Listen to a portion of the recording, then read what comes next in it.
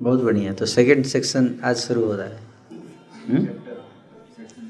Second section ना, Section 2, yes. Arjuna's 5 reasons not to fight this war. Okay. So आज का जो श्लोक है ये 28वां श्लोक है ना, 28 श्लोक है। अर्जुन उवाच दृष्ट्वेमं स्वजनं कृष्ण जुयुत्सुं समुपस्थितं सीदन्ति मम गात्राणि मुखं च परिशुष्यति।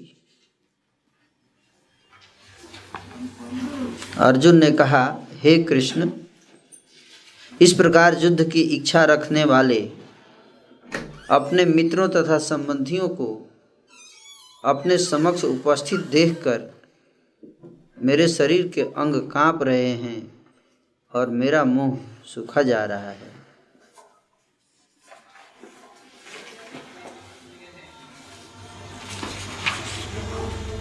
बेपथुश्च शरीरे मे रोमहर्षश्च जायते गांडीवं स्रंसते हस्तात् वक्त्रचैव परिदह्यते। मेरा शरीर कांप रहा है, मेरे रोंगटे खड़े हो रहे हैं, मेरा गांडीव धनुष मेरे हाथ से सरक रहा है और मेरी त्वचा जल रही है। न च शक्नोमि अवस्थातुं भ्रमतीव च मे मनः निमित्तानि च पश्यामि विपरीतानि केशव। मैं यहाँ अब और अधिक खड़ा रहने में असमर्थ हूँ, मैं अपने को भूल रहा हूँ और मेरा सिर चकरा रहा है। हे कृष्ण, मुझे तो केवल अमंगल के कारण दिख रहे हैं। न च श्रेयो अनुपश्यामि हत्वा स्वजनमाहवे न कांक्षे विजयं कृष्ण न च राज्यं सुखानि च। हे कृष्ण, इस युद्ध में अपने ही स्वजनों का वध करने से न तो मुझे कोई अच्छाई दिखती है और न मैं उसे किसी प्रकार की विजय, राज्य या सुख की इच्छा रखता हूँ। तो लड़ाई होने वाली है अभी, हैं? लड़ाई में क्या होता है? एक जीतेगा एक हारेगा। एक जीतेगा एक हारेगा, वो तो है ही, पर सबसे ज्यादा है कि लोग मरेंगे, है कि नहीं? सत्य की विजय होगी और लेकिन लोग मरेंगे और दोनों तरफ के लोग मरेंगे। जो सत्य के लिए लड़ रहे हैं वो भी मरेंगे, असत्य के लिए लड़ रहे हैं वो भी मरेंगे।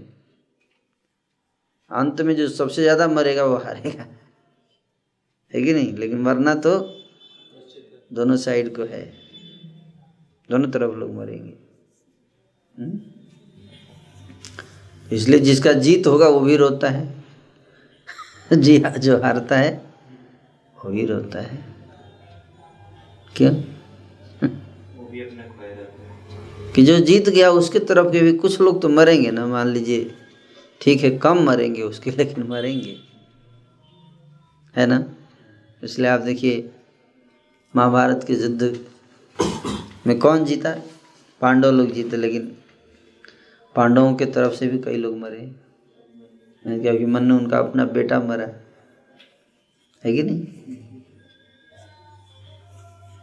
इस बात को अर्जुन जानते हैं कि जब भी युद्ध होता है तो दोनों तरफ के लोग मरते हैं, इसलिए युद्ध को हमेशा अवॉइड करना चाहिए। अभी द लास्ट ऑप्शन है fight, war, quarrel, this should be the last option. तो इसलिए भगवान कृष्ण नहीं चाहते थे कि ये युद्ध हो। भगवान कृष्ण नहीं चाहते थे। भगवान कृष्ण इसलिए शांति का संदेश लेकर स्वयं दूत बनकर, हालांकि भगवान है, उनको दूत बनने की कोई जरूरत। भगवान कृष्ण ही एक ऐसे योद्धा हैं जिन्होंने जीवन में कोई युद्ध हारा नहीं। कोई युद्ध नहीं हारा लाइफ में। और ये भी है कि भगवान कृष्ण जो है वो फिर भी देखिए कि कितने एक दूत का स्थिति को धारण कर रहे हैं, है ना, और जाते हैं धृतराष्ट्र की सभा में धृतराष्ट्र को समझाने के लिए कि ठीक है, आप वैसे तो आपकी इस गद्दी पर युधिष्ठिर का अधिकार है, युधिष्ठिर को युवराज बनना चाहिए था। धृतराष्ट्र को युवराज बनाया गया था टाइम बीइंग के लिए, क्योंकि और कोई था नहीं, पांडु की मृत्यु हो गई थी, क्योंकि बड़ा भाई धृतराष्ट्र था और नियम के अनुसार धृतराष्ट्र को राजा बनना था, लेकिन धृतराष्ट्र अंधे थे। एक अंधे व्यक्ति को राजा नहीं बनाया जा सकता है, अनक्वालिफाइड थे क्योंकि अंधे थे, इसलिए पांडु को ही राजा बनना था और पांडु को राजा इसीलिए बनाया गया था। हालांकि धृतराष्ट्र बड़े भाई थे, फिर भी पांडु को राजा बनाया गया। लेकिन पांडु की आकस्मिक मृत्यु के बाद कोई और विकल्प नहीं रहने के कारण धृतराष्ट्र को राजा टाइम बीइंग के लिए बनाया गया था, जब तक कि कब तक, जब तक कि पांडु के पुत्र बड़े नहीं हो जाते, केवल इतने टाइम के लिए, जब तक नहीं हो जाते तब तक आप रहिए। किंतु ऐसा होता है कि जब कोई पद पे व्यक्ति बैठता है तो उसे आसक्त हो जाता है ना, छोड़ना नहीं चाहता फिर है। इसलिए धृतराष्ट्र जब उस पद पे बैठ गए तो वो छोड़ना बंद कर दिए, वो नहीं करना, वो चाहते थे कि अब मैं अगर हटूंगा तो मेरा पुत्र ही राजा बनेगा, ये उनकी इच्छा थी कि मेरा पुत्र राजा बने, युधिष्ठिर नहीं। क्यों? कि वो मेरा पुत्र नहीं है, पांडु का पुत्र है। इसको कहते हैं क्या? अहंकार। अहंकार, समझ गए? स्वार्थ, चाहे दूसरा कितना भी योग्य क्यों ना हो, है कि नहीं, पर वो राजा नहीं बनेगा, वो योग्य नहीं है। क्यों?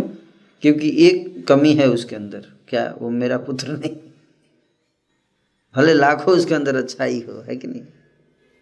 दुनिया में ऐसे हजारों, भारत में हजारों युवक हैं, है कि नहीं, ज़्यादा इंटेलिजेंट भी हो सकते हैं, हों ज़्यादा दिमाग वाले भी हों, किंतु फिर भी राहुल गांधी ही प्राइम मिनिस्टर बनेंगे अगर कांग्रेस जीतेगी तो। क्यों? क्यों? क्योंकि मेरा बेटा है? हाँ, तो भले उसके अंदर योग्यता हो या ना हो, इसको कहते हैं अहंकार। आइडियल क्या होना चाहिए? आइडियल होना चाहिए कि ढूंढा जाए कि कौन बेस्ट व्यक्ति है। इसलिए तो डेमोक्रेसी है, डेमोक्रेसी में, पर डेमोक्रेसी में भी आप देखिए ऑटोक्रेसी है कि नहीं। आइडियल डेमोक्रेसी क्या है? कि पब्लिक डिसाइड करे कि कौन सबसे बेस्ट क्वालिफाइड व्यक्ति है लोकसभा में जाने के लिए, है कि नहीं। पर यहाँ पे तो क्वालिफिकेशन की बात नहीं, आपके पास पैसा नहीं तो आप चुनाव ही नहीं लड़ सकते। हाउ इट इज डेमोक्रेसी है? अगर आपके पास 5 करोड़ रुपया नहीं है तो आपको टिकट ही नहीं मिलेगा। न बीजेपी आपको टिकट देगी न कांग्रेस टिकट देगी। और जिसके पास 5 करोड़ रुपया है वो तो बदमाश होगा, तभी तो 5 करोड़ कहाँ से आएगा उसके पास? बताइए, ईमानदार व्यक्ति के पास 5 करोड़ रुपया कहाँ से आएगा? It's very difficult. अब आप इतने सारे स्टूडेंट हैं, हो सकता है कि अगर आपके अंदर क्वालिफिकेशन भी हो कि आप देश को लीड कर सको, है कि नहीं, किंतु आपके पास पैसा नहीं। तो ये डेमोक्रेसी नहीं है, आइडियल डेमोक्रेसी ये नहीं है। डेमोक्रेटिक प्रिंसिपल्स पे कॉम्प्रोमाइज हो रहा है। हम प्रयास कर रहे हैं डेमोक्रेसी का, but this is not democracy. Criminal व्यक्ति भी आप उसके पास पैसा है तो वो राजा बन जाएगा। जनता नहीं डिसाइड कर रही है ना, मनी डिसाइड कर रहा है। अब मनी पहले डिसाइड करता है, उसके बाद जनता डिसाइड करती है कि मनी के बीच में किसको हम चुनेंगे। इसलिए कई लोग तो वोट ही नहीं दे रहे हैं आजकल। नोटा इसको बोले, नोटा है, नॉन ऑफ दी अबव, इसमें किसी को मैं नहीं चुनूंगा, सब फालतू लोग हैं। क्यों? इसलिए तो आइडियल जो प्रोसेस है वैदिक स्क्रिप्चर्स में बताया गया, आइडियल प्रोसेस यही बताया गया है कि जो व्यक्ति योग्य है उसको राजा बनना चाहिए। ये नहीं कि कोई भी उसको राजा बना दे, ऐसा नहीं है। बड़ा बेटा है उसको राजा नहीं, उसकी कुछ योग्यता है। ये बात सही है कि धृतराष्ट्र बड़े बेटे थे लेकिन उनको राजा नहीं बनाया गया। इससे प्रमाणित होता है कि अगर बड़ा बेटा भी होगा, अगर वो योग्य नहीं होगा तो उसको राजा नहीं बनाया जाएगा। उसके बदले पांडु को बनाया गया राजा। अब दुर्योधन और युधिष्ठिर में योग्य थे कौन? युधिष्ठिर राजा बनने की, लेकिन दुर्योधन को धृतराष्ट्र चाहते क्योंकि ये मेरा बेटा है। भले योग्य नहीं है, लाख गुना उसमें बुराई है, लेकिन उसके अंदर कमियां हैं, दुर्गुण हैं, फिर भी उसी को राजा बनाऊंगा। इसको होते हैं मोह। क्या कहते हैं? मोह शब्द आप लोगों ने सुना होगा। इसको होते हैं मोह। मोह का अर्थ यही होता है कि जो मेरा है, मैं और मेरा, जनस्य मोह अहम ममेति। मोह का दो लक्षण है, मैं और मेरा। एक तो संसार में सबसे अच्छा मैं हूं, और बाकी उसके बाद कोई अच्छा है तो मेरे लोग अच्छे, बाकी सब फालतू लोग, उनको मार देना चाहिए, खत्म कर देने की जरूरत नहीं है। उनको अगर जीना है तो मेरे पैरों के नीचे बैठकर जीना पड़ेगा। सामने मत बैठिए, इक्वल बराबरी में मत बैठिए। सोते मोह। उसके लिए कुछ भी कर देगा, जो मेरा है उसके लिए कुछ भी कर देगा, किसी भी हद तक जा सकता है वो उसको करने के लिए। इसको मोह कहते हैं। भगवद गीता का सबसे इंपॉर्टेंट जो प्रिंसिपल है, आप लोग डिटेल में पढ़ रहे हैं, but today I will just describe this one word. क्या? मोह। ये जो मोह है, यही जो है भगवद गीता का क्रक्स है। भगवद गीता स्टार्ट होती है मोह से और खत्म भी होगी मोह से। पहला श्लोक है कि धर्म क्षेत्रे कुरुक्षेत्रे मम वेताजु सम माम कहा पांडवाश्च वो किम अकुर्वत। तुम मेरे पुत्रों और पांडु के पुत्र दोनों जब आ गए तो क्या किया? तो मेरे पुत्र है ना, मैं दोनों तो कौरव ही थे ना। हम बोलते हैं कि धृतराष्ट्र के पुत्र कौरव थे और पांडु के पुत्र पांडु नहीं। एक्चुअली देखा जाए दोनों कौरव थे, क्योंकि कुरु वंश में दोनों आते थे, है कि नहीं? पांडु भी कुरु वंश में है, धृतराष्ट्र भी कुरु वंश में है, तो दोनों क्या हो गए? कौरव हो गए। किंतु धृतराष्ट्र कर रहा है कि मेरे पुत्र अलग हैं, ये मेरे हैं, उसके प्रति मोह है, उनके प्रति उसका। और मोह व्यक्ति को अंधा कर देता। वैसे ही था अंधा, वो था अंधा पहले वैसे ही, लेकिन मोह जो था उसको बुद्धि को भी भ्रष्ट कर दिया। आंख से अंधा है तो रूप दिखाई नहीं देता, लेकिन बुद्धि अगर भ्रष्ट हो जाए, बुद्धि से अंधा हो जाए, तो उसको सत्य और असत्य, अच्छा और बुरा का ज्ञान भी नष्ट हो जाता है। आज के समय अधिकतर लोग की बुद्धि नष्ट हो चुकी है। न कलौ नष्ट दृशाम में साम। कलयुग में लोगों की दृष्टि नष्ट हो जाती है, वो समझ नहीं पाते सही क्या है गलत क्या है। और दृष्टि प्राप्त कैसे होती है? सत्संग से। कैसे प्राप्त होती है? सत्संग से। जिसकी दृष्टि प्योर है उसके साथ बैठकर उसकी आंखों से संसार को देखिए, जो इससे मुक्त हो चुका है, मैं मेरा, इससे ऊपर जा चुका है, उसकी आंखों से देखिए संसार को, देश को। कोई बोलता मैं ब्राह्मण हूँ, मैं क्षत्रिय हूँ, मैं वैश्य हूँ, मैं शूद्र हूँ। तुम उल्लू हो। जब तुम अपने को ये कहते हो कि मैं ब्राह्मण हूँ, मैं ये हूँ, मैं वो हूँ, एक्चुअली तुम उल्लू हो। भगवान ये कहते हैं भगवत गीता में, अहंकार विमूढ़ आत्मा। विमूढ़ मतलब उल्लू। जो अहंकार करता है कि मैं अहम, मतलब मैं ये हूँ, मैं शरीर से, मैं ब्राह्मण घर में जन्म लिया, मैं ब्राह्मण हूँ। मैं इंडिया में जन्म लिया, मैं इंडियन हूँ। मैं हिंदू हूँ। अगले जन्म में पाकिस्तान में जन्म ले लिया, अगर मुसलमान घर में, मैं मुसलमान हूँ। अरे तो क्या है, पहले क्लियर कर, हिंदू है कि मुसलमान है, बता। अगर आज हिंदू है तो कल वही व्यक्ति वही है ना। पुनर्जन्म हुआ मुसलमान के घर में तो मुसलमान हो गया। पहले हिंदू था तो मुसलमान को मारता था, अभी मुसलमान हुए हिंदू को मारेगा। इंडिया में जन्म हुआ तो पाकिस्तानी को मारेगा, अब पाकिस्तान में जन्म तो इंडियन को मारेगा। उसका एक्चुअल पोजीशन क्या है, क्लियर नहीं है कि नहीं। और ऐसा तो नहीं है ना कि हिंदू का बच्चा केवल हिंदू घर में जन्म लेता है, नहीं। आत्मा किसी के धर्म को कहीं पे भी जा सकती है। तो जो व्यक्ति ये सोचता है कि मैं ब्राह्मण हूं और उसका अहंकार है, उसको, वो क्या है, उल्लू, विमूढ़ आत्मा है। कर्ता अहम इति मंत्र, सोचता है मैं हूं। अज्ञानी है वो, अज्ञान के कारण अहंकार होता है। जो समझ नहीं पाता, जो व्यक्ति अपने को आत्मा के रूप में देखता है, आत्म स्वरूप देखता है, मैं भी आत्मा हूँ, ये भी आत्मा है, ये भी आत्मा है, और सारी आत्माएं कौन है, भगवान का अंश है। मयो अंश जीव लोके जीव भूत सनातन मनसष्ठानि इंद्रियाणि प्रकृति स्थानि कर्षति। कि सारे जीव मेरे अंश हैं। पिता एक है कि नहीं। जब पिता एक हो गए, हम सब क्या हैं, उन्हीं के पुत्र हैं।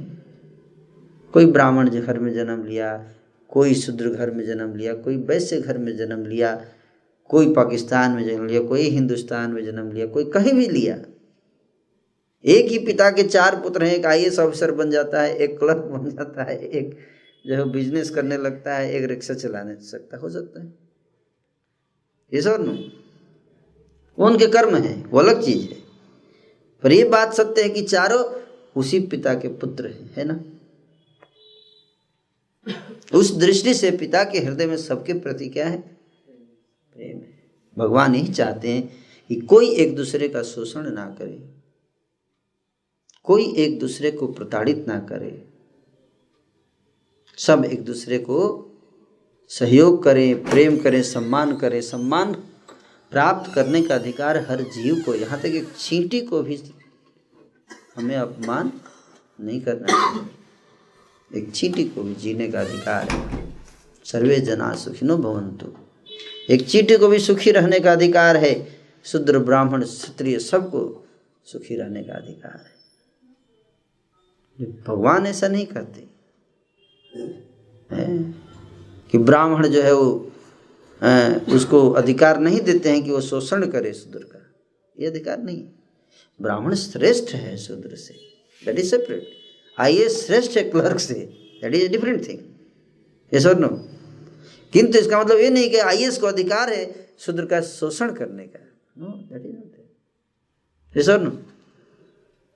ये बात अलग है कि जब चेयर पे IAS का चेयर स्पेशल होगा, ऊपर बैठेगा, और क्लर्क जो है उसके बराबर पे नहीं बैठेगा, उसका चेयर दूसरे वैरायटी का रहेगा, है कि नहीं।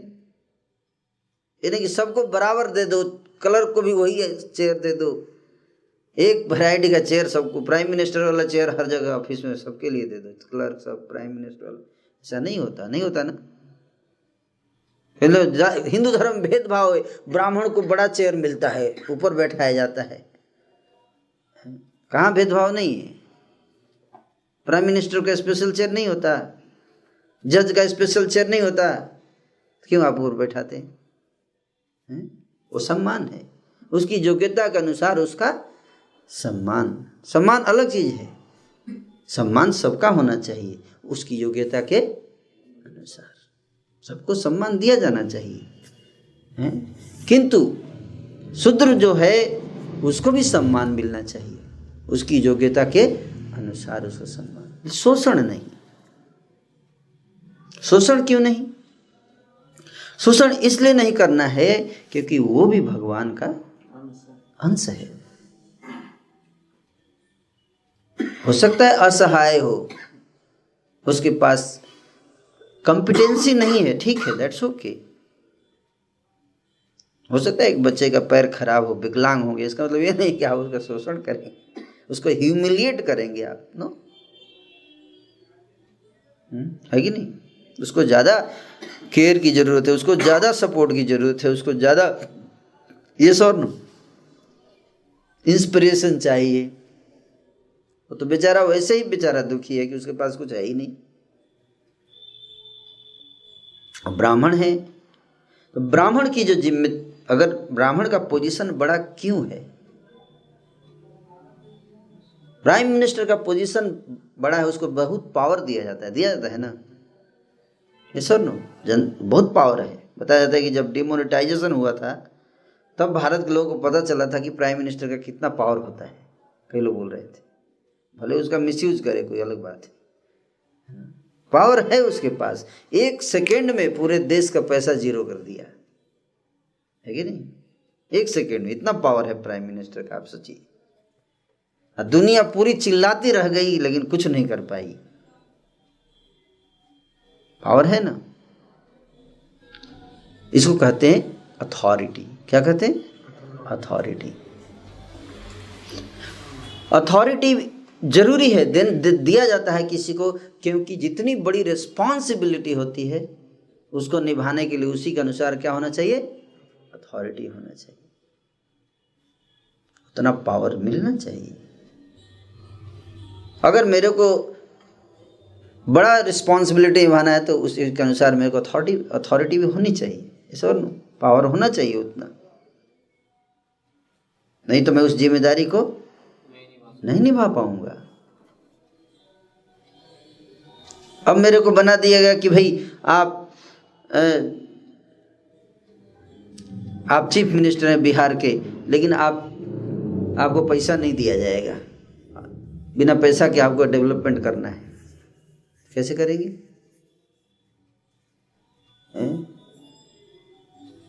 How chief minister will do development? उसको दिया दे इतना पैसा, आप सिग्नेचर करके सैंक्शन कर सकते हैं, ये अथॉरिटी है आपका। इस बजट बना सकते हैं आप, एलोकेट कर सकते हैं, आप डिसीजन ले सकते हैं कि इतना इसके लिए दिया जाएगा, इतने, that decision making power is given to him. उसी तरह से ब्राह्मण को विशेष अधिकार दिया जाता है, दिया गया है वैदिक शास्त्रों में अधिकार, लेकिन वो अधिकार दिया जाता है, वो अथॉरिटी, वो पावर दिया जाता है to serve people, to perform that responsibility. You understand? Prime minister को पावर दिया गया है, उस पावर का वो मिसयूज भी कर सकता है और उससे लोगों की सेवा भी कर सकता है। You understand? बट अगर व्यक्ति ट्रेंड नहीं है, प्रॉपर ट्रेंड नहीं है, प्रॉपरली गाइडेड नहीं है, तो ज्यादा सिचुएशंस में वो अपने पावर का मिसयूज करता है। आप समझ रहे बात? Therefore guidance training is so important. इसलिए जितने राजा होते थे वैदिक टाइम्स में, जितने राजा होते थे, किंग्स होते थे, they were guided always by priest, spiritual master. They had spiritual, like Maharaj Dasrath had Vasishtha, and he would not be king.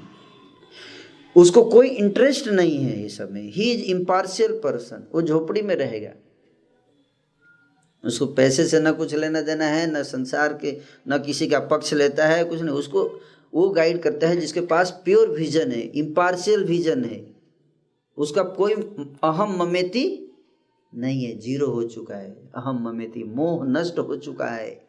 वैसा गुरु होना चाहिए ऊपर। आप समझ रहे? वो सबको समान दृष्टि से देखता है। विद्या विनय संपन्न ब्रह्मणि गवि हस्तिनी सुनी चैव स्वपाके च पंडिता समदर्शिना। जो पंडित होते हैं वो समदर्शी होते हैं। समदर्शी मतलब सबको इक्वल लेवल पे देखते हैं, दुश्मन को भी और मित्र को भी, दोनों बराबर देखते हैं। किसी को फेवर नहीं, किसी को स्पेशल प्रिविलेज नहीं, सबको बराबर। जो जितना डिजर्व करता है उसके अनुसार उसको दिया जाएगा। No special favour to someone, क्योंकि मेरा तलवा चाट रहा है, मेरी जय कर रहा है, उसको स्पेशल बना दो, पीएम सीएम बना दो, नहीं, दैट इज नॉट। तो पावर जो दिया जाता है इसका पर्पस समझिए, क्यों दिया जाता है। क्योंकि आप में से बहुत लोग तैयारी कर रहे हैं अलग अलग पावर पर प्राप्त करने का। साधु संत मिस्टिक पावर प्राप्त करते हैं, आप लोग आईएएस आईपीएस पावर प्राप्त करते हैं, है कि नहीं?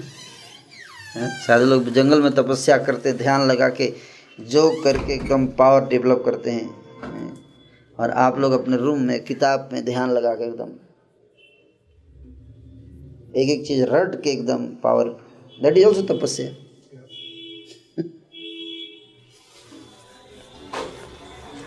आप दोनों को पावर मिलेगा। रावण ने 10,000 वर्ष तक तपस्या किया, परफेक्ट सेलिब्रेसी का पालन किया। कितना? 10,000 वर्ष तक। आज के लिए 10 वर्ष हमारे लाइफ से कंपेयर किया है तो उसका 10% लाइफ, अपने लाइफ का 10% उसने क्या किया? तपस्या किया। आपका अगर जीवन 100 ईयर्स का है तो आप 10 साल करोगे तो दैट इज ऑल्सो 10%। कोई अगर स्टूडेंट 20 साल पढ़ाई कर रहा है या 30 साल तक स्टडी कर रहा है तो 30% तो उसने तपस्या की, तब जाके जॉब मिलता है। लेकिन तपस्या का फल है। तो हम लोग ज़्यादा तपस्या कर रहे हैं रावण से, 30%। उसने तो 10% किया। अगर किसी का उम्र 1 लाख वर्ष है और वो 10,000 साल तपस्या किया तो कितना हो गया? 10% हुआ ना। और किसी का 100 साल उम्र है और 10 साल तपस्या कर रहा है, तो कौन ज़्यादा तपस्या कर रहा है? 100 साल। जिसका 10 साल किया वो ज़्यादा तपस्या हो गया। समझने का प्रयास कीजिए। रावण 10,000 वर्ष तपस्या, परफेक्ट सेलिब्रेसी का पालन किया है, और उसके बाद रेप करता था। एक बार जब उसको पावर मिल गया तो ही वुड रेप प्रैक्टिकली वीमेन। उसी तरह से व्यक्ति जो है, कहते हैं ना power corrupts, there is a saying, power corrupts.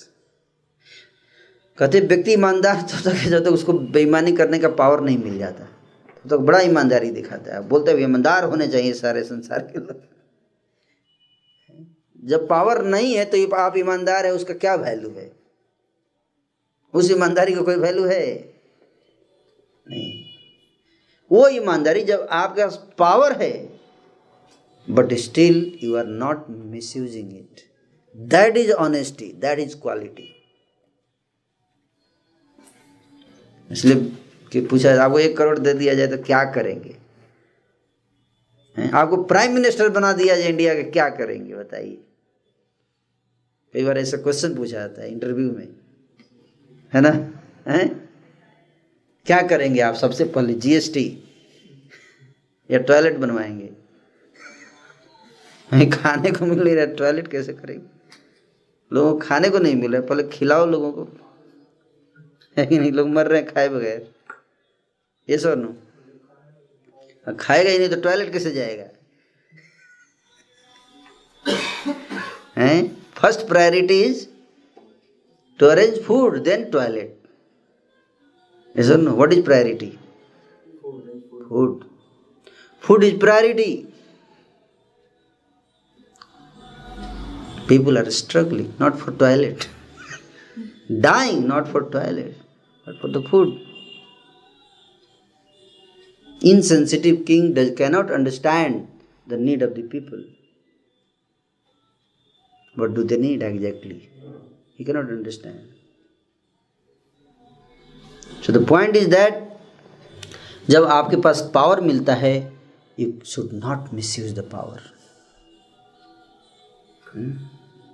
इसलिए पावर ऐसे व्यक्ति के हाथ में मिलना ही नहीं चाहिए जो व्यक्ति उसको उसका कैरेक्टर फर्स्ट क्लास का नहीं है, वो मोह, स्पेशली मोह से मुक्त नहीं है।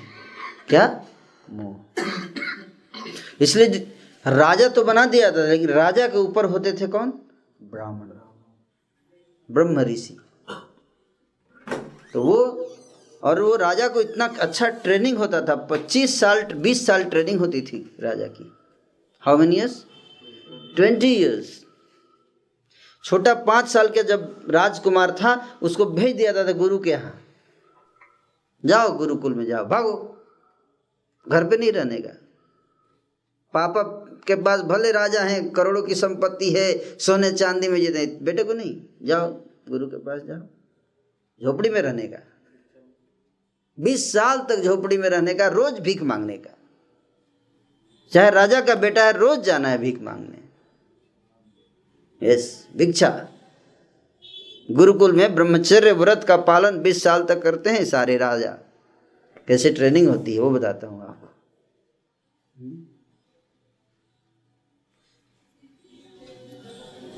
वैदिक सिस्टम ऑफ ट्रेनिंग।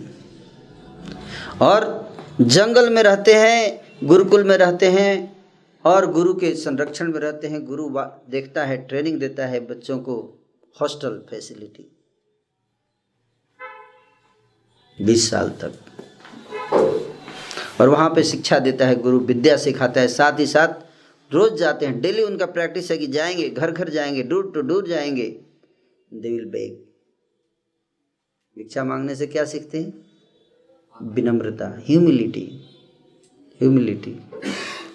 सेकंड, जब वो घूमते हैं पब्लिक में, so they are interacting with the common mass of people from their childhood at the age of 5. समाज में देख रहे हैं, कोई रोगी है, कोई दुखी व्यक्ति है, कोई रो रहा है, कोई खाए बगैर मर रहा है, घूम रहे हैं, देख रहे हैं। उनके हृदय में सेंसिटिविटी आती है, कंपैशन डेवलप होता है। सेकंड, लाइफ ऑस्टियर होता है। लाइफ ऑस्टियर, जमीन पे सोना है, on the ground, you will not have a bed to sleep. Even king son, राजा का बेटा भी, उसको बेड नहीं रहे, बड़ा बढ़िया बेड लगा हुआ है, एकदम एसी लगा हुआ है, ऐसा कुछ नहीं है। इसे क्या सीखते हैं? तपस्या। King should not misuse the property of the public. Minimal need भी उसको जरूरत पड़े तो उस पर लेके अपना जीवन चलाए, विलासिता का जीवन नहीं। इसलिए एक राजा को ऐसी ट्रेनिंग रहती थी कि वो जमीन पे भी सो सकता था। He was so detached. ऐसी ट्रेनिंग 20 साल तक, और इस प्रकार से ट्रेनिंग दिया जाता था, और जो उस ट्रेनिंग में पास हो जाता था उसी को राजा बनाया जाएगा, नॉट एवरीवन। और उसके बाद भी चूंकि 20 साल तक गुरुजी पीटते थे, डांटते थे, पीटते भी थे। राजा का बेटा भी राजा भी बनने वाला है, पिटाई होगी, गलती करेगा तो। 20 साल तक गुरु के संरक्षण में रह के वो उसके अंदर एक उसकी साइकोलॉजी में चला जाता है कि भाई इनको सम्मान करना है, इनकी बात को सुनना है। नहीं तो राजा के बनने का कौन किसका सुनता है? पीएम बनने के बाद कोई सुनता है? कोई नहीं सुनता। और तब जाके जब वो राजा बनता था, डिसीजन, हर डिसीजन लेने से पहले अपने स्पिरिचुअल गाइड से पूछता था, इज इट करेक्ट? क्या ये जो डिसीजन ले रहा हूँ क्या पब्लिक के फेवर में है, पब्लिक के लिए सही है, इसमें कोई एरर तो नहीं है? कंसल्ट करता था। उसकी एडवाइजरी कमेटी होती थी, जो सेजेज होते थे, उसमें मिनिस्टर्स तो होते थे, सेजेज भी एडवाइजर्स होते थे।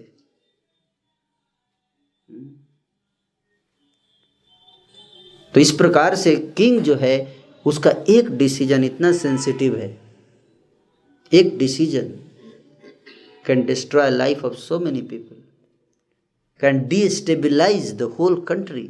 Is one decision.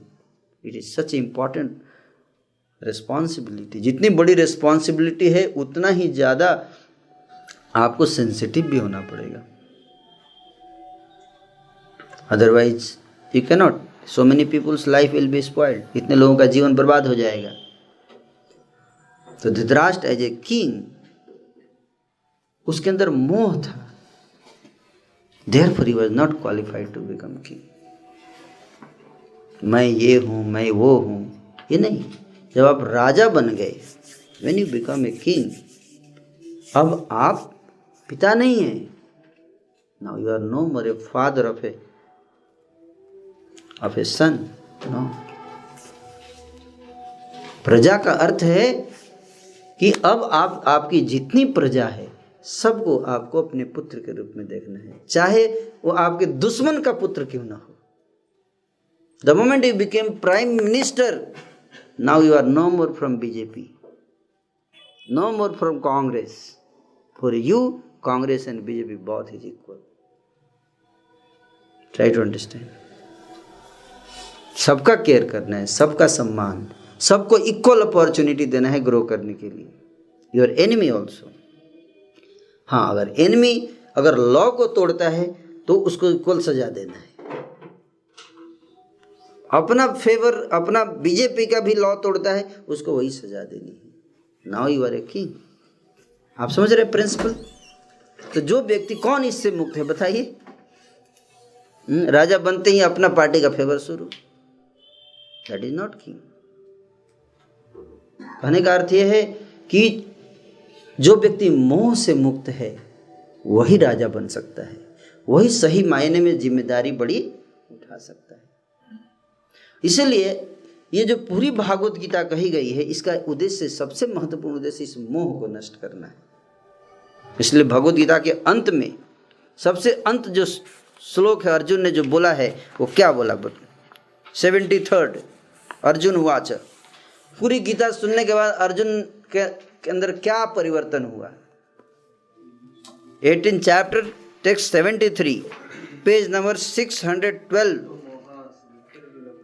क्या करे अर्जुन? उवाच नष्टो मोहः स्मृतिर्लब्ध्वा त्वत्प्रसादात्मयाच्युत स्थितोऽस्मि गत संदेह करिष्ये वचनम तव.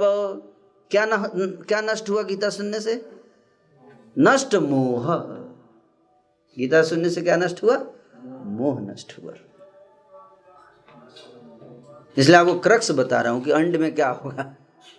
इसलिए लोग कहते हैं गीता सुनने से निर्मोही हो जाता है व्यक्ति, निर्मोही हो जाता है. इसलिए गीता मत पढ़ो. है कि नहीं? बोलते तुम्हारे हृदय से दया खत्म हो जाएगी. दया मतलब मेरा सिफारिश सब चलेगा नहीं है. समझ रहे बात को? अब मैं और मेरा नहीं रहेगा. गीता पढ़ने के बाद ये मेरे हैं, इनको फेवर करो, ये नहीं रहेगा. गीता पढ़ने के बाद दया रहेगा हृदय में, लेकिन एक व्यक्ति के प्रति विशेष दया नहीं रहेगा. दया उसी के प्रति होना चाहिए, उसी के प्रति फेवर उसी को करना है जो सत्य के साथ है. बहुत क्लियर होना है. जो व्यक्ति सत्य के साथ है वही मेरा है. फिनिश, खत्म. दैट इज कॉल्ड नष्ट मोह. कितना भी अपना क्यों ना हो, किंतु अगर असत्य का साथ है तो वही क्रिमिनल है. समझ में आ रहा है? This is Gita.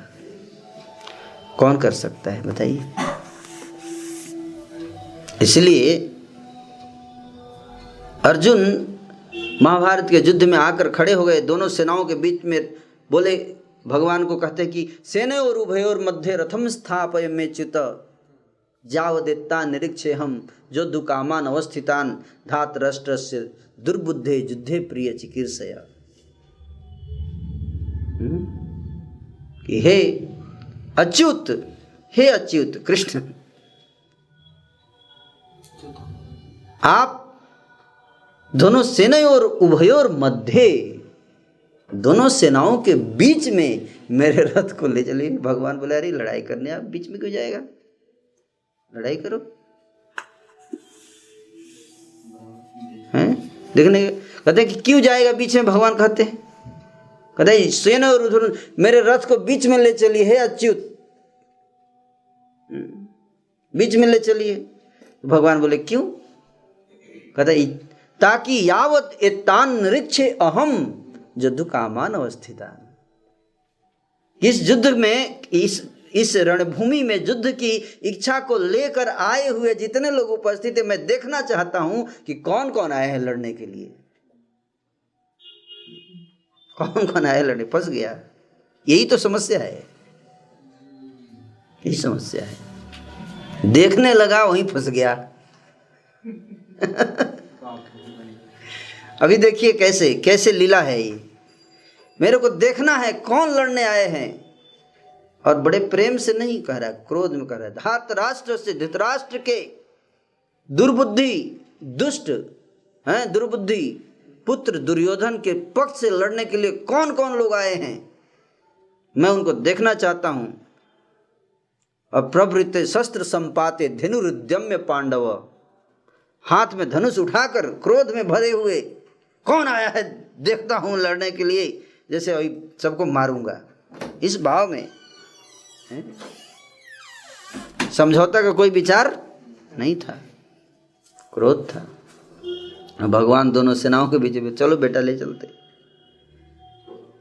जैसी आपकी आज्ञा सर, जैसी आपकी आज्ञा, आपके रथ को खड़ा कर दूंगा। मैं तो सारथी हूं, मेरा तो अपना कोई बात है ही नहीं, जहां बोलेंगे रथी वहां पहुंचा देंगे। भगवान के ही काम है हमारे लाइफ में, हमारे साथ हम सबके रथ पे भी बैठे हुए हैं भगवान। हम सबके हृदय में, हृदय रूपी रथ पे सर्वस्य चाहं हृदय सन्निविष्टो मत स्मृतिर ज्ञानम अपोहनम च, मैं सबके हृदय में बैठा हुआ हूँ। कोई बोलता है सर मेरे को पहुंचा दीजिए सर आपकी दुकान पे, चल बेटा ले चलता हूँ, आपको लेके जाते। आप बोलो मैं गया था, आप कहाँ से गए, आप में क्या बुद्धि है, आपको पता ही नहीं कि आपका पैर कैसे चलता है, पता है कौन सा बटन दबता है, किधर से कैसे पैर की नस किधर खींचती है, कैसे चलना शुरू होता है पैर, पता है कुछ? How you move your leg आपको पता है? ये शरीर कैसे चलता है कुछ भी पता है आपको? आप तो केवल इच्छा करते हो, और जैसे ही इच्छा करते हैं अपने आप मशीन चलना शुरू हो जाए, आपको पता ही नहीं है। ब्रेन तुरंत डिस्क चलता है, किधर है सर आपकी दुकान, हाँ गूगल मैप पे नोट हो जाता है, इधर है उधर, ऐसे ऐसे जाना, तुरंत मास हृदय आपके मस्तिष्क में हर चीज़ फिक्स स्पष्ट हो जाता है, और पैर उसी के अनुसार अपने आप उठ जाता है, सारी नसें अपने आप, हड्डी सब चलना शुरू हो जाता है। आपको पता भी नहीं कौन कौन हड्डी चल रही है, आप कैसे कह सकते कि आप चला रहे हैं?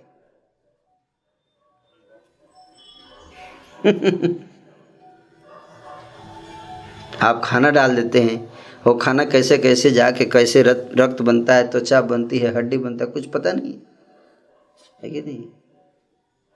हमें तो ये भी नहीं पता कौन खाना डालना चाहिए कौन नहीं डालना चाहिए, जो भी मिल गया रेस्टोरेंट पे या रोड के किनारे गला सड़ा हुआ उठा के डाल दिए, है कि नहीं? ये भी नहीं पता कैसे खाना है, ये भी नहीं पता हमें, और पैसे अंदर जाके पचाने में कितना मेहनत लगता है भगवान को ये भी नहीं पता हमें। भगवान कहते कि वैश्वानर मैं हूँ, हृदय को जो भोजन पचाने का काम मैं करता हूँ। भगवान कहते भोजन पचाने की जो अग्नि है जठराग्नि मैं जलाता हूँ पेट में। तो भगवान जो है वो रथ पे बैठे हुए हमारे, आप जहाँ बोलते पहुँचा देंगे। आप बोल रहे नहीं मेरे को चलो इस्कॉन का प्रोग्राम हो रहा है वहाँ, आज भगवद गीता पर चर्चा, वहाँ चलना है, ले चलो, है चलो, रथ उठा दिया, चलो, घोड़ों को लेके आ जाएंगे, घोड़ा मतलब इंद्रिय, और पीछे रथी बैठा हुआ है आत्मा, वो जिधर ले जाने के लिए उधर पहुंचा देंगे आपको, चलो। तो अर्जुन बोल रहा है कि मेरे को दोनों सेनाओं के बीच में ले जाइए। बोले ठीक है चलो बेटा, पोजीशन ही मेरा ऐसा है,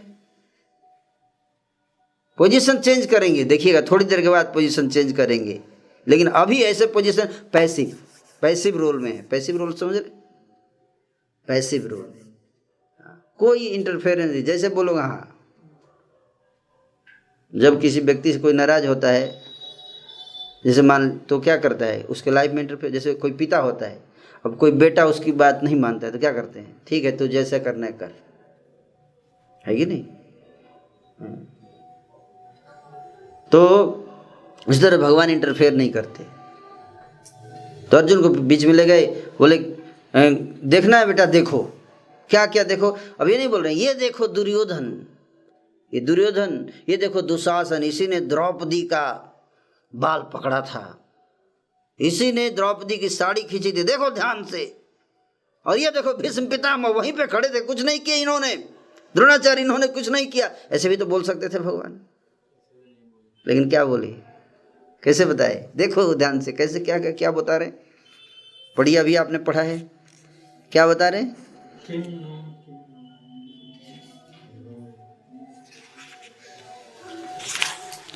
भीष्म द्रोण प्रमुखतः सर्वेषां च महिक्षिताम् उवाच पार्थ पश्यैतान् समवेतान् कुरु नीति। सबसे देखो दो मेन आदमी को देखना, जो सबसे इंपॉर्टेंट आदमी, दो आदमी भीष्म और द्रोण सबसे पहले दिखाया। भीष्म और द्रोण को क्यों दिखाया, पहले दुशासन को दिखाना चाहिए, तब तो गुस्सा आएगा लड़ने का। भीष्म और द्रोण जो इन्होंने सिखाया था इनको लड़ना, वही आगे खड़े हैं सामने। आपको जिसने शिक्षा दिया उसी को मारना है, वही असत्य के साथ लेकर आया है लड़ने के लिए, जिसने आपको सिखाया है सारा ज्ञान। क्या करेंगे बताइए। वही भीष्म जिनकी गोद में बैठकर बचपन में खाते थे, उनके हाथ से खिलाते थे, अभी उसी हाथ पे तीर चलाना है, उसी हाथ को काटना है। कैसे काटेंगे बताइए, क्यों काटना है, असत्य के साथ आके खड़ा है। समझ रहे बात गीता। और मोह है तो कैसे काटेंगे, अरे अरे नहीं नहीं नहीं नहीं, इनको चाचा है दादा हैं ऐसे थोड़े काटूंगा इनको। अरे ये मौसा जी हैं, मौसा जी को कैसे मतलब उनको तो बचाना ही पड़ेगा ना, है कि नहीं। हम मौसा भी यही सोचते बेटा IAS बन जाए अगर, तो इसे मेरा काम करेगा, करा देगा, है कि नहीं। IAS बन गया तो क्या है, मौसा जी को कैसे, उनको तो किसी तरह से बचा लेना है। ठीक है मर्डर कर दिया क्या दिक्कत है, पर मौसा जी है मेरे।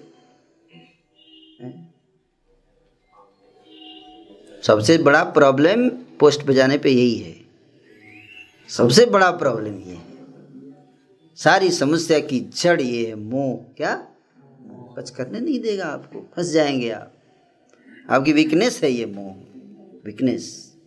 इसलिए देखिए क्या कह रहे हैं अर्जुन ने, वहां पर दोनों पक्षों की सेनाओं के मध्य में किसको देखा, अपने चाचा ताऊ पितामह गुरु मामा भाई पुत्र पौत्र मित्र ससुर और शुभचिंतक को देखा। उसको दुश्मन कोई दिख ही नहीं रहा।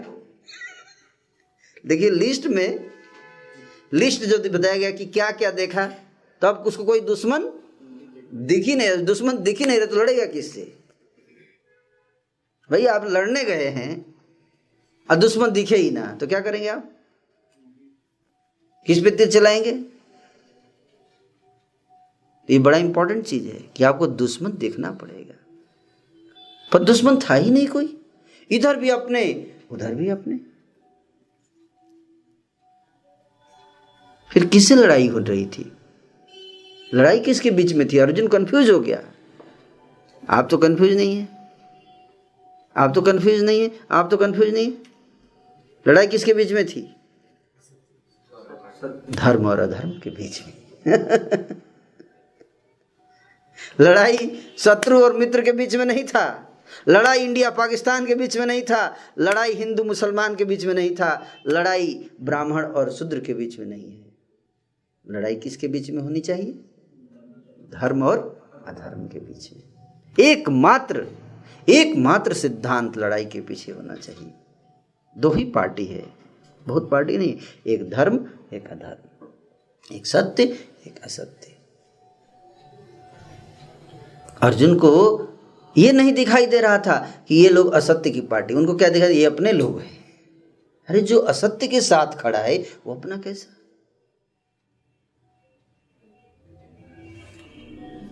अगर आप सत्य के लिए लड़ने जा रहे हो तो जो असत्य के साथ लेकर आया है वो अपना कैसा है? समझ में आ रहा है? लेकिन नहीं, मोह, ये जो मोह आ गया उसने सत्य और असत्य के बदले क्राइटेरिया अलग सेट कर दिया। अपना और पराया का क्राइटेरिया सेट कर दिया, रॉन्ग क्राइटेरिया। समझ रहे? इसलिए कोई ब्राह्मण है आईएएस ऑफिसर, तो ब्राह्मण तो शूद्र है, शूद्र को नहीं हेल्प करूंगा। ब्राह्मण, अच्छा मिश्रा जी हैं, मिश्रा जी ठीक है मिश्रा जी आपका काम हो जाएगा। ब्राह्मण है आए, ब्राह्मण भाई आप समझ रहे बात? और ये क्राइटेरिया, भले ब्राह्मण ने क्राइम किया है वो कोई दिक्कत नहीं है, मिश्रा जी हैं, दैट इज प्रॉब्लम। मौसा जी हैं, मिश्रा जी हैं, बहुत सारे ऐसे क्राइटेरिया हैं। अहम ममेति, मोह, ये मोह है, इससे ऊपर उठना पड़ेगा। तो अर्जुन को क्या आ गया? मोह आ गया।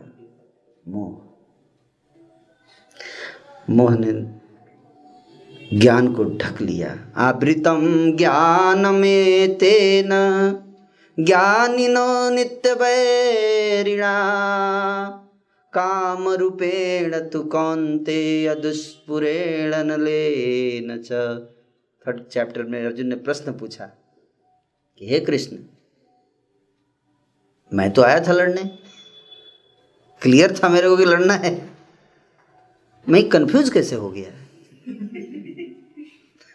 भाई धनुष बाण पूरा पोशाक उशाक पहन के आया था लड़ने, यहाँ कंफ्यूज कैसे हो गया? 3rd चैप्टर में पूछा, अथ केन प्रयुक्तोऽयं पापश्चरति पूरुषः अनिच्छन्नपि वार्ष्णेय बलादिव नियोजितः।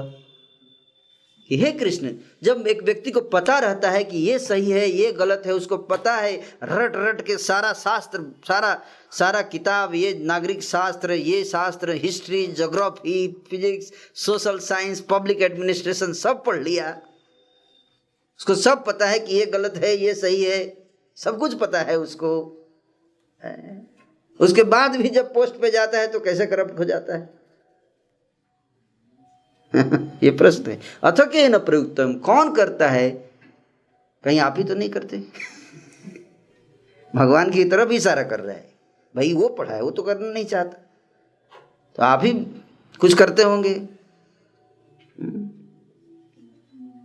कौन करता है? कौन व्यक्ति को न चाहते हुए भी उसकी इच्छा के खिलाफ यहां तक कि जाता है, मेरे को देश के लिए कुछ करना है, मेरे को समाज के लिए कुछ करना है, संसार का उद्धार करना है, जब पहुंचता है वहां पे पोस्ट पे तो चेंज हो जाता है।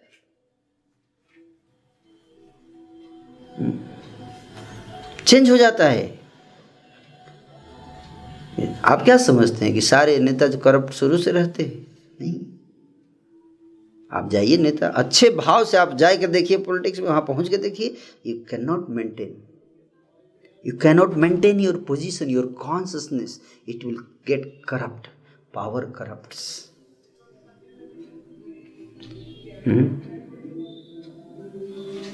आप ऐसे बैठे हैं, कोई दिक्कत नहीं है, but the moment you are with a women आके बैठ जाए आपके बगल में, you see, there is immediate change in consciousness, you can feel।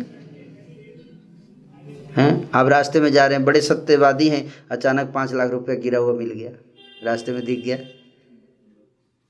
हैं, सामने वाला भैया गिर रहा है पॉकेट से, 5 रुपया है तो कोई दिक्कत नहीं है, दे दो भैया, 5 करोड़ का ATM कार्ड है, क्या करेंगे? Then your character will be tested.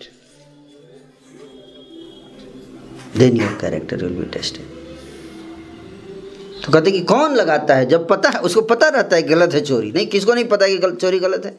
इस संसार में किसको नहीं पता है कि चोरी करना गलत है? एक सेंटेंस सबको रटा दीजिए। एक गुरुजी थे, उन्होंने उनके कुछ तोते शिष्य थे, तोतों को शिक्षा देते, बहेलिया आएगा, जाल बिछाएगा, दाना डालेगा, जाल में फंसना नहीं, सब रटो, और सारे तोते रट लिए, ऐसा रट लिए जब भी गुरुजी को देखते थे चिल्लाते थे, गुरुजी बहेली आएगा जाल बिछाएगा दाना डालेगा जाल में फंसना नहीं, बहेली आएगा जाल बिछाएगा दाना डालेगा जाल में फंसना नहीं। सारे तोते चिल्लाते थे, गुरुजी बड़े खुश, अरे जबरदस्त होते, पक्के से सब रट लिया, निश्चिंत हो गए। गुरुजी बोले ठीक है मैं जा रहा हूँ, अभी तुम लोग याद है ना पाठ सबको? बोले हाँ हाँ, बहेली आएगा जाल बिछाएगा दाना डालेगा जाल में फंसना नहीं। ठीक है, शाम तक आऊँगा, तब तक ध्यान रखना है, बहेली आ सकता है। जब शाम को लौट के आए, सारे तोते जाल में फंसे हुए। बड़ा आश्चर्य, अरे सुबह रट रहे थे, बहेली आएगा जाल बिछाएगा दाना डालेगा, रटा के गया, 100 बार चेक किया कि सब ठीक है, उसके बाद भी फंसे हुए, ऐसा कैसे? और उससे भी बड़ा एक आश्चर्य, जैसे ही गुरुजी को देखा जाल में फंसे फंसे बोल रहे, गुरुजी बहेली आएगा जाल बिछाएगा दाना डालेगा जाल में फंसना नहीं।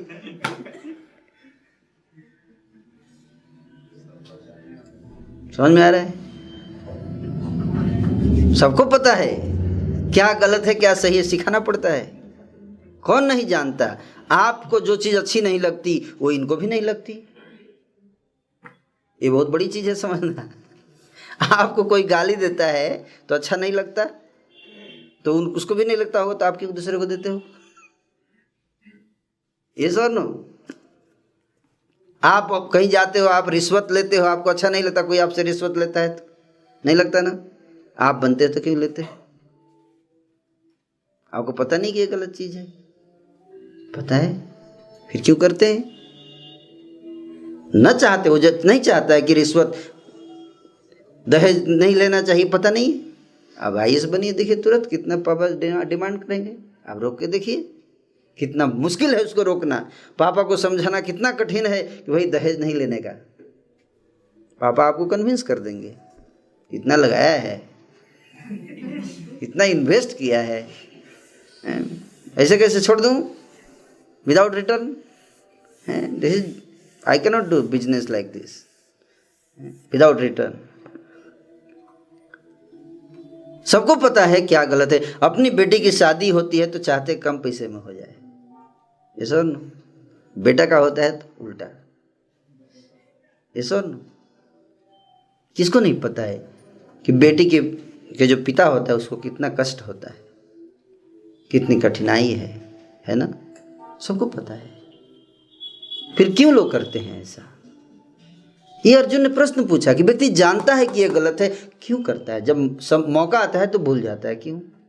अथ के न प्रयुक्तो यम पापश्चरते पुरुष, न चाहते हुए भी अनिच्छन अपि, अपनी इच्छा के विरुद्ध कोई इस पाप करता है, गलत कार्य करता है, सिद्धांत के खिलाफ कार्य करता है, अधर्म के आचरण करता है, अपने नहीं चाहते हुए जानता है कि गलत है फिर भी करता है, वो खुद करता है या कोई और करा देता है उससे? ये डाउट है। अगर कोई और करा रहा है तो कौन करा रहा है? इसके उत्तर में भगवान ने उत्तर दिया कि मोह कराता है। कौन कराता है? मोह।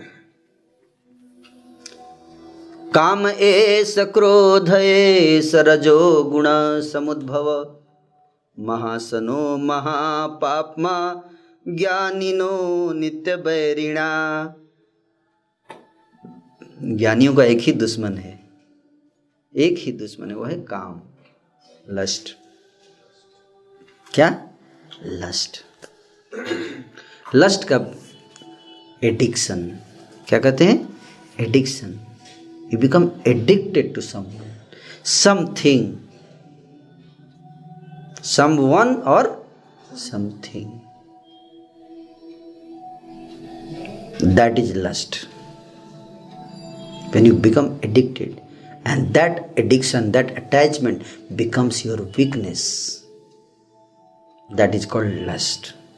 You are so much attached, so much addicted that is your weakness. Someone can exploit your weakness. You understand? That is lust.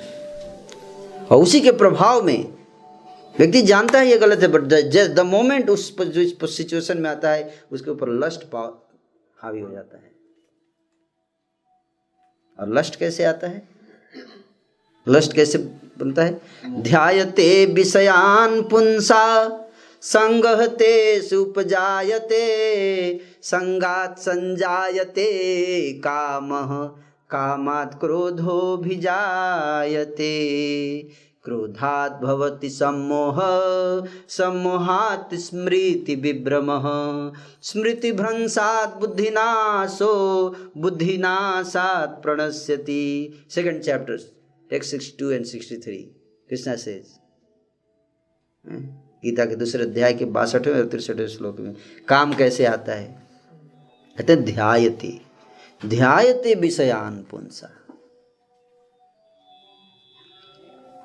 विषय वस्तुओं को ध्यान करने से। आप किताब लेके पढ़ रहे हैं, मगन है किताब पढ़ने में, मगन है, सुंदर लड़की आगे से चली, आपको पता ही नहीं चला। आंख पे सोच रहे हैं, आंख तो खुला है, एटम कैसे न्यूक्लियस के चारों ओर इलेक्ट्रॉन कैसे घूमता है सोच रहे हैं। आंख से सुंदर लड़की चली गई सामने से, पता ही नहीं चला।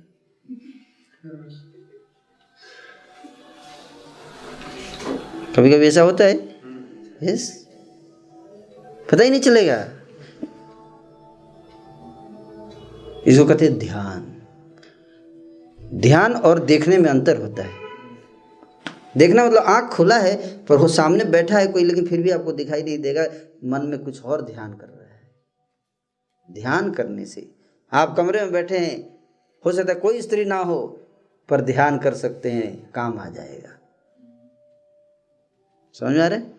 इसलिए देखने से नहीं बोले, ध्यायते, क्या करे? ध्यायते विषयान। कमरे में बैठे हुए, रेस्टोरेंट में नहीं बैठे, कमरे में बैठे हुए, ध्यान आ गया पिज्जा का, लस्ट आ जाएगा। You understand? और फिर अंदर से इतना फोर्स हो जाएगा लस्ट का, आप वहां से उठाएगा, आपको दौड़ के जाएंगे आप शराब की दुकान पे, है कि नहीं? अब बोले अरे शांति से बैठा था, कि सोचा था अब जाके बैठ के आराम से पढ़ूंगा 5-6 घंटे, जैसे ही टेबल पर ध्यान आ गया किसी चीज का, वो ध्यान आते ही क्या हो गया? ध्यायते विषयान पुंसा। ध्यान कहीं से भी आ सकता है। इसलिए कहाँ लिखा है गीता में कि टीवी नहीं देखना चाहिए? उस समय टीवी तो था ही नहीं, कैसे लिख देंगे? आप लोग बोलते टीवी नहीं देखना चाहिए, सिनेमा नहीं देखना चाहिए। गीता के समय सिनेमा था क्या? क्यों भगवान कृष्ण कहेंगे कि सिनेमा नहीं देखना चाहिए? इसी श्लोक में तो बोल रहे हैं ध्यायते विषयान, टेलीविजन। अरे उसी में तो सारा विषय है कि नहीं? ध्यायते यूट्यूबान,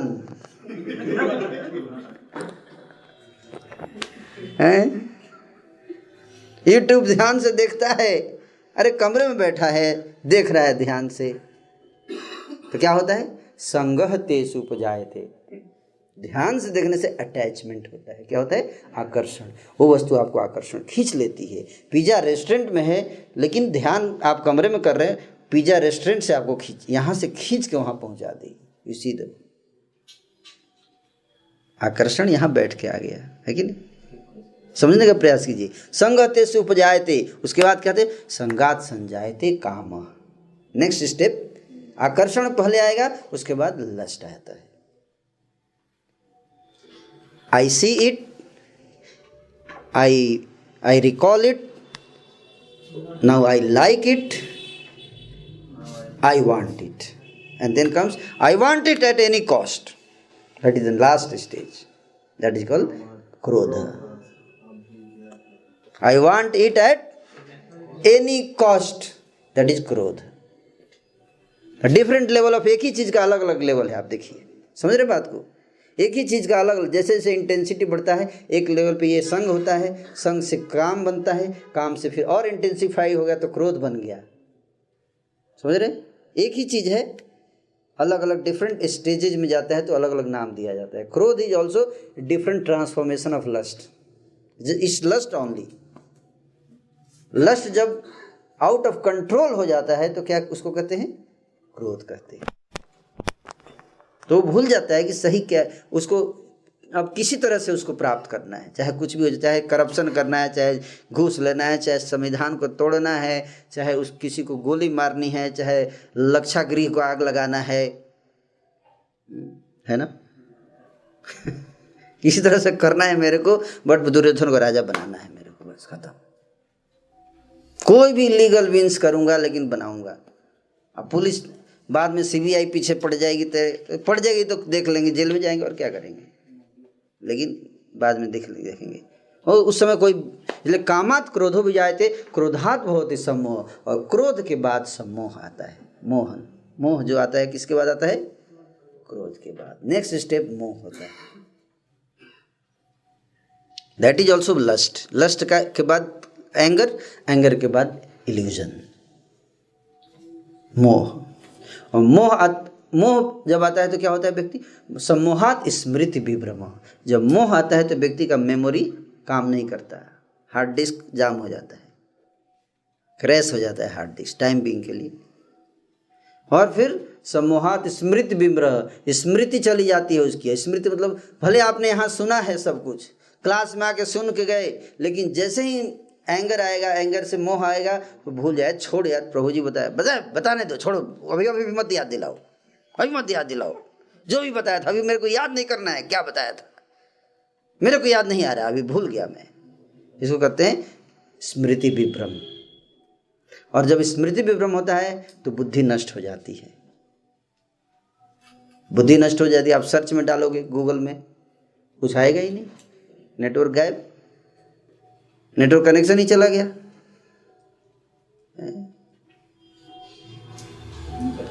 तो क्या करेंगे आप?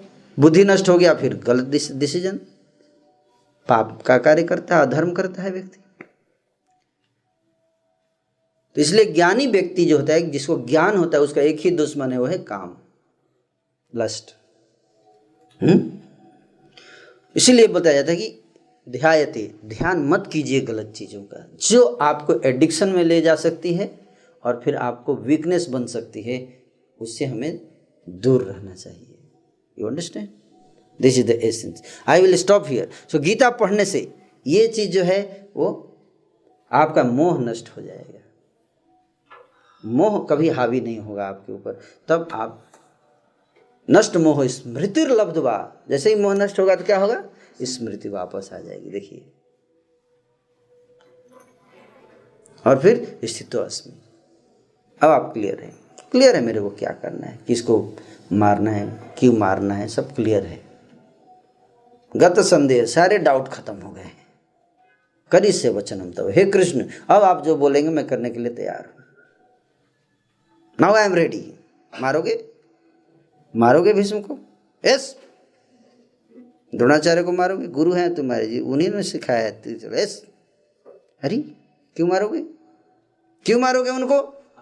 उन्होंने तो तुमको सिखाया है। नहीं, अभी आपने बताया न हन्यते हन्य माने शरीर, ये तो आत्मा है, आत्मा को कोई मार नहीं सकता। आत्मा को कोई मार नहीं सकता, ना आत्मा किसी को मार सकती है, ना आत्मा किसी को बचा सकती है। शरीर का कोई को बचाया नहीं जा सकता, आत्मा को मारा नहीं जा सकता। शरीर को तो मरना ही है, आत्मा को तो कोई मार ही नहीं सकता। समझ में आ रहा है? तो क्यों न शरीर को मार दिया जाए, अगर वो गलत कर्म करने जा रहा है तो मार दो,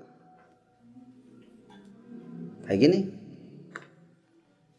दुष्ट को मार दिया जाए, उसको मारा जाए। अगर उसको गलत कर्म कर रहा है तो उसको मारने से उसको बच जाएगा, वो गलत कर्म करने से बच जाएगा।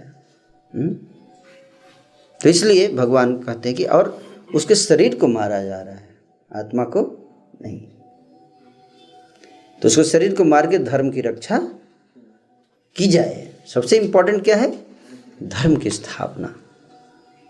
और कोई उसके खिलाफ कार्य कर रहा है, अगर कोई अधर्म, धर्म के शांति के, हर व्यक्ति कहते हैं युद्ध नहीं होना चाहिए। गीता में भगवान युद्ध करने के लिए बोलते हैं, ये ठीक नहीं है। लेकिन आप लोग समझते नहीं कि गीता में भगवान युद्ध करने के लिए नहीं बोलते, भगवान शांति के लिए कहते हैं। शांति के खिलाफ जो अशांति कर रहा है उसको, उसके साथ युद्ध करना वो भी शांति का ही पार्ट है। You understand? शांति के जो खिलाफ लोग हैं उनके साथ लड़ना वो भी क्या है? शांति है। समझ में आ रहा है? If somebody is creating disturbance, you fight with him to restore peace. That is also peace. This is the part of the peace process. Yes or no? समझ में आ रहा है? क्लियर कट होना चाहिए। गांधी जी की तरह नहीं कि भाई कुछ भी मत करो, पीट भी रहा है कुछ भी, बस बैठे रहो। This is not Gita. अगर आप, if you are a king, you must punish a criminal, you must kill him. You understand? Because you are supposed to. Not like मार रहा है तो इसको भी दे दो, गाल को दे दो। हैं? वो कर सकते हैं, वो भी किया जाता है, लेकिन किसको? जिसके हृदय में पत्थर का है उसके सामने गाल देगा और मारेगा, पिटता जाएगा। हैं? तो किसके सामने गाल देना है? भाई जो व्यक्ति के अंदर थोड़ा सेंसिटिविटी है, भाई गाल देने से थोड़ा सोचा अरे कितना अच्छा आदमी है यार, मैंने मार दिया। सोच इसका किसी का ईमान इतना गिर चुका है कि गाल देगा तो अच्छा और फायदा उठाऊंगा इसका। तो ऐसे व्यक्ति के साथ मूर्खता है ये सत्य अहिंसा नहीं है, ये मूर्खता है। ये आप समझ रहे बात को? भगवान कृष्ण ऐसा नहीं करते। दुर्योधन को एक बार अवसर दिया उन्होंने, भाई तू शांति कर ले, चल 5 गांव दे दे, 5 गांव दे दे बस, उसके बाद तू बाकी ले ले, कोई दिक्कत नहीं। लेकिन जब उसने मना कर दिया 5 गांव भी, बोले अब लड़ाई होगी, अब दुनिया की कोई ताकत नहीं रोक पाएगी लड़ाई को। तो लड़ाई से नहीं डरना है। वैदिक शास्त्र कभी नहीं बोलते कि हमें लड़ाई नहीं करना है, युद्ध नहीं करना है। करना है युद्ध, किसके खिलाफ? अधर्म के खिलाफ। धर्म की स्थापना के लिए युद्ध करना वो भी धर्म है। आप समझे बात? इसलिए जो पाकिस्तान, जब जो लड़ाई धर्म की रक्षा के लिए लड़ाई होती है, उसमें अगर कोई मर जाता है तो उसको भी भगवान की कृपा प्राप्त करता है। इसको कहा जाता है क्योंकि उसने धर्म के लिए लड़ा। तो मैं यहीं पे विराम दूंगा। गीता पढ़ने से आपका मोह नष्ट हो जाएगा। क्यों? कैसे? आप समझ जाओगे कि मैं शरीर हूँ, मेरे परिवार के लोग भी शरीर है, हिंदू भी शरीर है, मुसलमान भी शरीर है, सब शरीर हैं, है ना? तो सबके प्रति संभाव रखते हुए, संभाव का मतलब एक भी ये भी है, कई लोग मिसअंडरस्टैंड, सबके प्रति संभाव रखना चाहिए। संभाव का मतलब ये नहीं होता कि सबको प्रेम करना चाहिए। कई बार संभाव मतलब प्रेम समझ लेते हैं। संभाव का अर्थ है, please try to understand, there are so much confusion. संभाव का अर्थ क्या है? संभाव का अर्थ है कि there is a yardstick, एक कानून है। आप कोई भी चीज डिसीजन लेते हो तो एक पैरामीटर सेट किया गया, इसके बेसिस पे डिसीजन, तो वो पैरामीटर सबके लिए समान रखिए। ये संभाव का अर्थ हुआ। आप समझे बात को? कि मैं कोई अगर मेरे पॉकेट से 5,000 रुपये चुराएगा तो उसको मैं 5 कोड़े मारूंगा। मान लीजिए स्टैंडर्ड है। आप समझे बात को? ये स्टैंडर्ड सेट किया है अंबेडकर जी ने, मान लीजिए, एग्जाम्पल दे रहा हूँ। तो अगर आपके घर में कोई 5,000 चुराए तो उसको भी 5 कोड़े मारना है, और आपके दुश्मन के घर में कोई चुराया 5,000 तो उसको भी 5 ही कोड़े मारने। इसको कहते संभाव। संभाव ये नहीं है कि दुश्मन को प्रेम करना है चाहे चोरी भी करे तो, ये संभाव मतलब सबको प्रेम करो, ये नहीं है। समझने का प्रयास कीजिए, मिसअंडरस्टैंडिंग है ये। संभाव का मतलब एक देयर इज ए स्टैंडर्ड, और सबके लिए वो स्टैंडर्ड सेम अप्लाई होना चाहिए। ये संभाव। अपना हो, पराया हो, हिंदू हो, मुसलमान हो, कोई भी हो, सबके लिए, तो सबके लिए संभाव। तो मोह नष्ट होता है तो व्यक्ति जो है वो समदर्शिना हो जाता है, सबको, और सबके लिए धर्म के आधार पे सबसे आचरण करता है, डीलिंग करता है। तो आप सब प्रैक्टिकल लाइफ में, आप कल गए, अगर मान लीजिए आप IAS अफसर बन जाएंगे, तो आपको ये याद रखना चाहिए कि मैं आत्मा हूँ, सारी आत्माएं हैं। किसी को सपोर्ट नहीं करने का, किसी को स्पेशल प्रिविलेज नहीं देने का, सबके लिए बराबर नियम कानून। हरे कृष्ण। Thank you. तो मैं आज थोड़ा लेट हो गया था क्योंकि